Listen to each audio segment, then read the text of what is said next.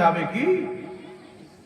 কেউ যদি সুদকে হালাল মনে করে, মদকে হালাল মনে করে, সেই ব্যক্তিকে মুসলমানের কবরস্থানে মাটি দেওয়া যাবে না। ও অমুসলিম, ও মুসলমানই নয়। কিন্তু সুদকে হারাম মনে করে কিন্তু খায়, মদকে হারাম মনে করে কিন্তু খায়, তাহলে এইরকম ব্যক্তিকে মাটিটা দেওয়া যাবে। তবে এ মহাপাপী সুদের 1 টাকা খাওয়া এমন গুনাহ, পবিত্র কাবা ঘরের সামনে কোন ব্যক্তি নিজের মায়ের সাথে 70 বার যদি জিনা করে যা গুনাহ হবে, সুদের 1 টাকা খেলে তার চাইতে বেশি গুনাহ হবে। আর আল্লাহ তাবারাক ওয়া তাআলা সুদখোরদের ব্যাপারে যেইগুলো চ্যালেঞ্জ করেছেন, ওয়াইদ বর্ণনা করেছেন, তার মধ্যে সর্বনিম্ন হলো যে ব্যক্তি সুদ খেলো সেই ব্যক্তি আল্লাহকে চ্যালেঞ্জ করলো। তো সুদখোর ব্যক্তি দেখতে মানুষ, আসলে কুকুর চাইতেও খারাপ।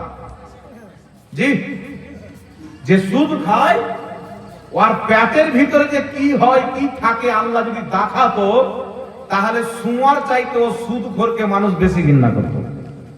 সুদখোর ব্যক্তি, মদখোর ব্যক্তি, এরা হচ্ছে সমাজের কলঙ্ক। এরা মরে গেলে 2-1 গিয়ে জানাজা করে মাটি দিয়ে দিবেন, সবাই মিলে মাটিও দিতে যান না। বুঝতে পারছেন? বলে দিন যে সুদখোরকে মাটি দেবেন।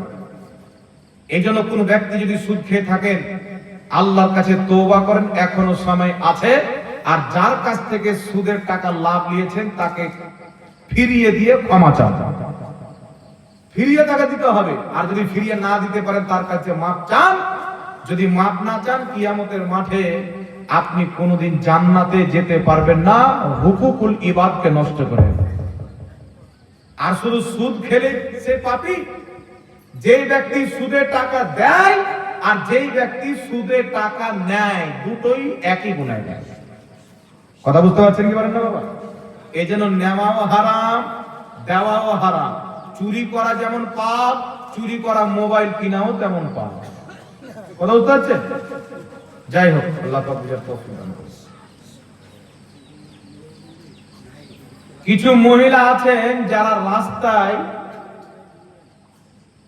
দাঁড়িয়ে থাকে আর গল্প করে এবং স্বামীর সাথে তর্ক করে, সেই বিষয়ে বলবেন।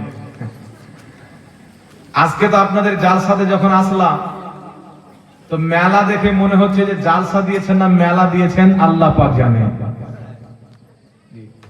তো জালসা দিলে দয়া করে মেলা দিয়েন না। কিছু বহু বেটি ঘুরছে মুখে লিপস্টিক লাগিয়ে আর পাউডার লাগিয়ে, সকালবেলা মুখ ধুইলে ওর ওজন হবে 40 কিলো, এখন পাউডার লাগাচ্ছে ওজন হবে 45 কিলো।